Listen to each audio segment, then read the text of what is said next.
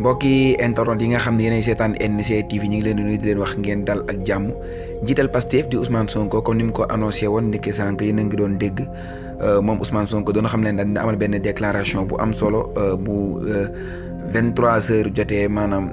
fukki waxtu ak benn ci guddi moom Ousmane Sonko déclaration boobu nag daal dina koy amal comme ni mu ko waxee woon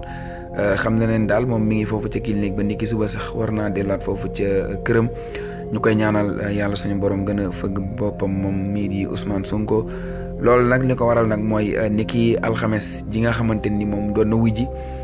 moom sax Ousmane Sonko ñëwaat na ci lu yaatu yaatu di xam le ne daal lin ni woon la xewoon mars du fi amaat lu ko raw amaat na fi kon nag ñiy wax loolu dañuy xuppi rek waaye askan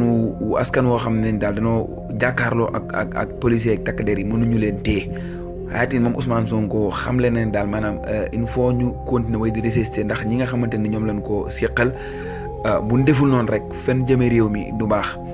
ca mi ngi masaw bu baax a baax ki nga xamante ni moo di Dame Mbodj waaye tamit moom Ousmane Sonko ma ngay jaale ki nga xamante ni ñàkk na bakkanam fële ca Bignona comme ni leen kon waxee sànq ci xibaar yi ñu ñaan yàlla jéggal ko yàlla yërëm ko waaye moom Ousmane Sonko daal xam leen daal lii ñaaw na ba fa ñaawal yam li nga xam ne ñu ngi koy wax tamit naan moom Ousmane Sonko mi ngi jaar ci suuf di bàllu ki nga xamante ni moo di Mame Mbaye Niang moom Ousmane Sonko daal day weddi wax jooju xam le ni loolu daal mosu koo wax waaye tamit bitim réew gi ni wax tamit moom Ousmane Sonko xam le ni daal moom loolu nekkul ci mi xelam fii lay toog fajoo fi ndax ñi nga xamante ni ñoom la ko seqal tey jii boo demoon ba nga xam ne génn nga réew mi sax dem fële ca bitim réew mën na noo fexe noo xamante ni yow doo mën a ñëwaat fii ci biir réew mi te ñoom seen pexe yëpp mooy faagaagal ki nga xamante ni moo di Ousmane Sonko moom daal moom la ñu teg soog waaye loolu Ousmane Sonko askanu Sénégal lay jël def leen comme témoin ñu jàkkaarloo ubbi seen i gët xam ni lii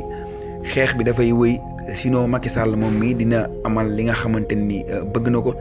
muy wëy di fi toog waaye tamit moom Ousmane Sonko bi nga xam ne askanu Sénégal dañoo am ci moom yaakaar ñu faagaagal ko ba mu bañ a bokk ci élection yi bu ko defee moom Macky Sall mu ñëwaat. def li nga xam ne moo di 3e mandat wéy di amal li nga xamante ni moo di ay activité fii ci biir réew mi ca loolu askan wi ñoom ñoo doyal ñoo ni ko doy nañ sëkk dañuy ut keneen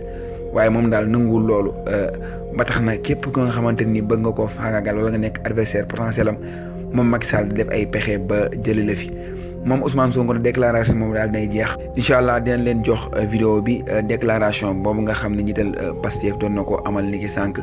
muy déclaration bu am solo bi nga xam ni Ousmane Sonko daal dina koy def comme ni mu ko waxee woon.